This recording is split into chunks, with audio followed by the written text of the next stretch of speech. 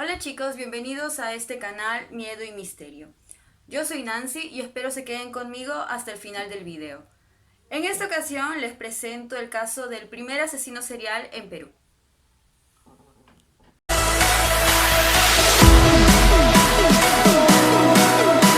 Encontraremos en el año 1944, exactamente en la madrugada del 3 de noviembre, cuando dos policías en su ronda habitual encontraron siete cuerpos desnudos y con fuertes golpes en la cabeza, que esto era lo que les había producido la muerte.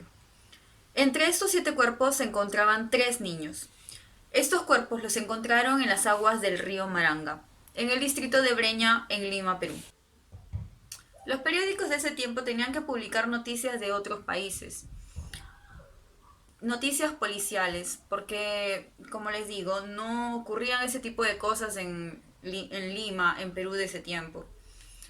Aparte de esto, tengo que decirles que en el Perú de ese tiempo había mucha discriminación hacia los inmigrantes japoneses. ¿Por qué? Se estaba produciendo en ese tiempo la Segunda Guerra Mundial.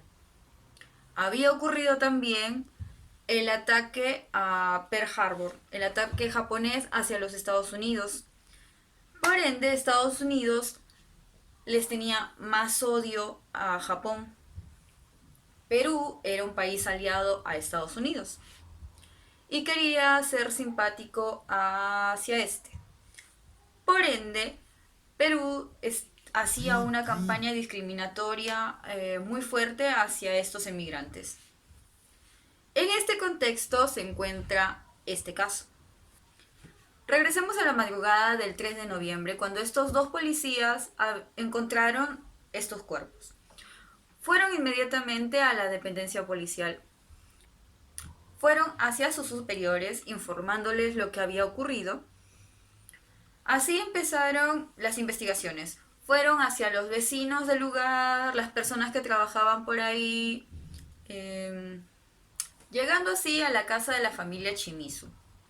Al llegar, encontraron a Mamoru Shimizu y a Naito. Naito era el empleado de Mamoru, llevando a los dos a la dependencia policial.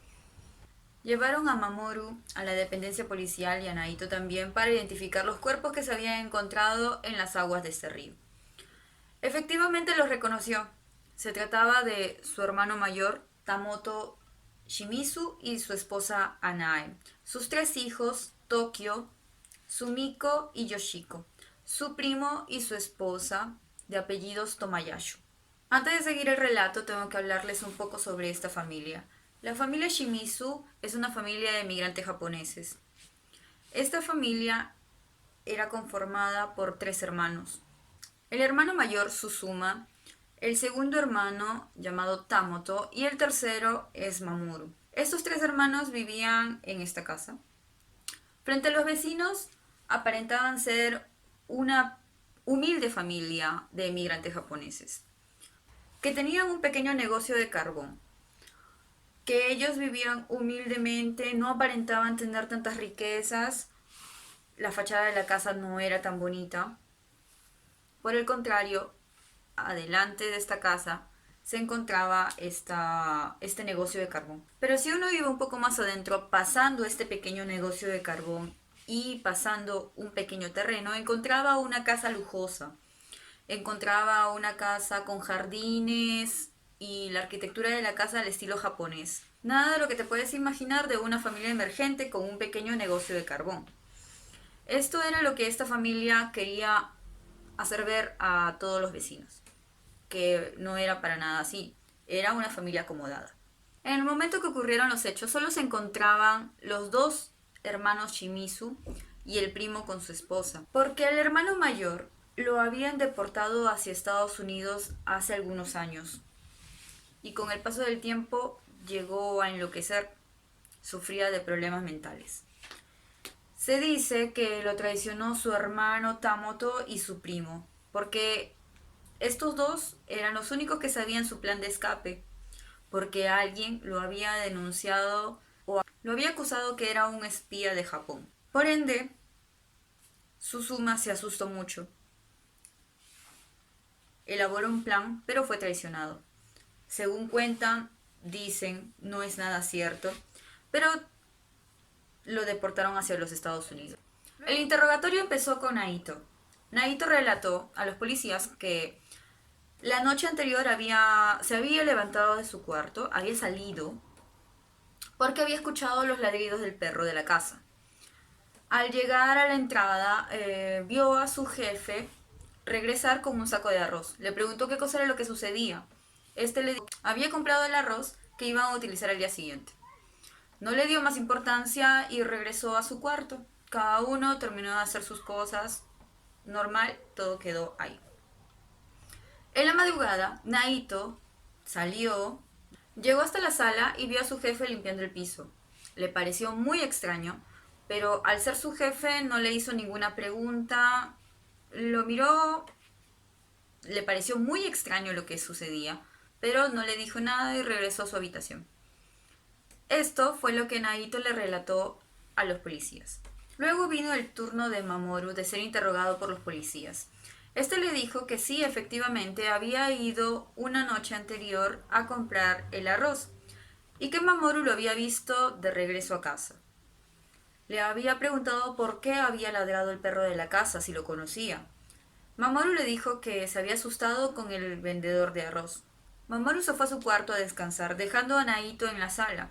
Luego él no sabe qué cosa fue lo que hizo, no sabe absolutamente nada, dándole así la culpa a Naito.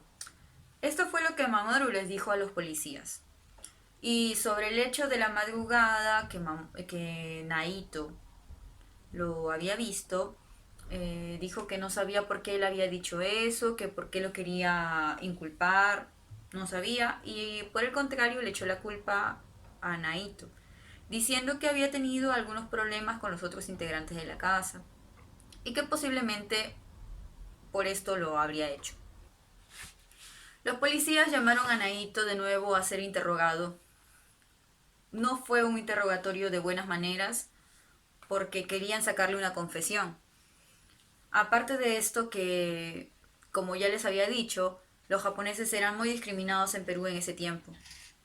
Lo único que pudieron sacar de su relato ya contado, porque no les dijo nada nuevo, era que en el depósito de carbón del negocio que tenía la familia Shimizu, si ellos iban, podrían encontrar una pista, algo que los llevaría al verdadero asesino. Y así fue, los policías fueron a este depósito encontrando solo 7 sacos.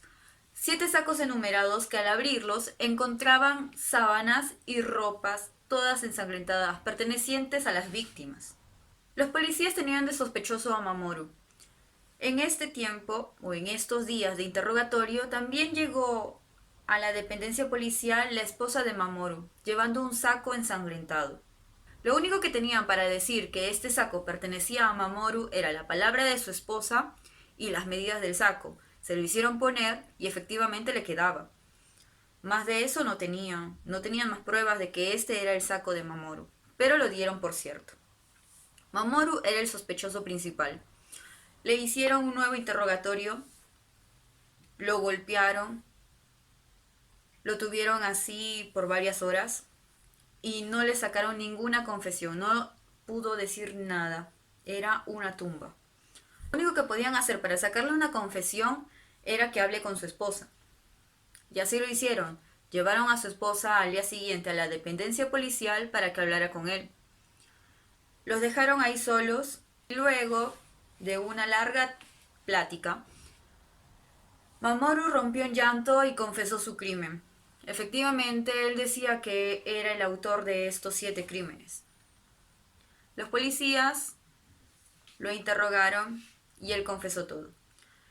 Dijo que efectivamente en la madrugada del 2 de noviembre, después de haber comprado el arroz, fue a su cuarto, esperó a que su esposa se durmiera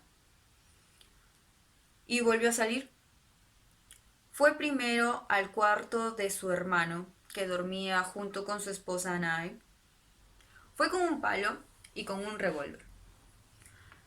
Lo único que utilizó para estos 7 crímenes fue el palo. El revólver lo llevaba para asegurarse de haber matado a todos, pero al final no llegó a utilizarlo.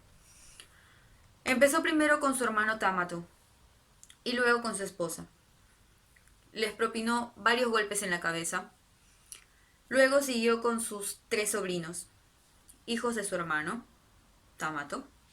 Luego fue hacia el cuarto que estaba fuera de su propiedad, cerca, pero no era dentro de la casa. Y siguió con su primo y su esposa. Luego, estos 7 cuerpos los desnudó y los llevó cada uno durante la madrugada hacia las aguas de este río. Estaba relativamente cerca, era un aproximado de 5 cuadras. Llevó a estos cuerpos durante la madrugada y luego regresó a su cuarto junto con su esposa y su hijo. Al escuchar esta confesión, los policías quisieron saber el motivo, el por qué había hecho todo esto. Y Mamoru no volvió a decir palabra alguna. No se sabía el por qué. Luego lo llevaron a la casa para hacer la reconstrucción de los hechos. Fue su esposa y su hijo también, pero al final no se pudo concretar. Se la pasó hablando con su esposa y su hijo, despidiéndose de estos dos.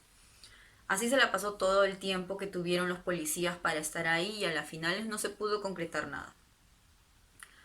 Luego de 4 años se produjo el juicio de Mamoru. En este juicio, Mamoru cambió su versión de los hechos, dijo que 5 encapuchados habían entrado a su casa y habían cometido esos crímenes. Dice Mamoru que no había dicho nada en su momento porque estos 5 encapuchados le habían dicho que si él hablaba lo que había visto, mataría a su esposa y a su hijo. Y él por miedo en ese momento no dijo absolutamente nada. El juez no le creyó. Dijo que él era el único culpable de estos crímenes y le dieron 25 años de prisión. Durante este tiempo que estuvo en prisión, porque no llegó a cumplir los 25 años, siempre le preguntaban que cuál era el motivo, por qué, si había algún problema con su familia, y él solo atinaba a decir que no, que eran solamente problemas familiares. Era lo único que decía a toda persona que le preguntaba. Mamoru murió en el año 1959 en la penitenciaría de Lima. Unos dicen que murió por una mala aplicación de una inyección. Otros dicen que murió de apendicitis. Y lo más cómico o trágico de esto es que Mamoru está enterrado al frente de las 7 tumbas de sus familiares que él mismo asesinó. Otra teoría sobre este asesinato es que efectivamente 5 encapuchados podrían haber entrado a la casa de Mamoru a cometer estos crímenes. Porque como les había dicho antes, estaba la teoría que el hermano y el primo de Mamoru habían traicionado a su hermano mayor para que lo deportaran hacia Estados Unidos. Es una teoría porque no se sabe exactamente que fueron ellos dos. Se supone que sí, porque ellos eran los únicos que sabían el plan de escape de este hermano. Se dice que en Perú en ese tiempo también existía un grupo japonés que se encargaba de tomar justicia por sus propias manos hacia espías o algunas personas que estuvieran en contra de ellos o en contra de la colonia japonesa. Al este hermano y primo acusar al hermano mayor, estuvieron en la mira. Y se supone o se dice que Mamoru también fue que los acusó, diciendo que ellos dos habían traicionado al hermano. Por ende, este grupo había entrado a tomar justicia a esta familia. Por esto que esta teoría podría ser cierta, de los 5 encapuchados que Mamoru dijo en su momento en el juicio. Y aquí termina el caso del día de hoy. Quisiera que lo compartan y hasta el próximo video. Quisiera que compartan este video y hasta un nuevo capítulo. Capítulo no. ¿Qué estaba pensando? Estaba pensando en otra cosa. Dije, esto lo voy a decir. Y aquí. Ah, no, sí. No, cállate. No, cállate.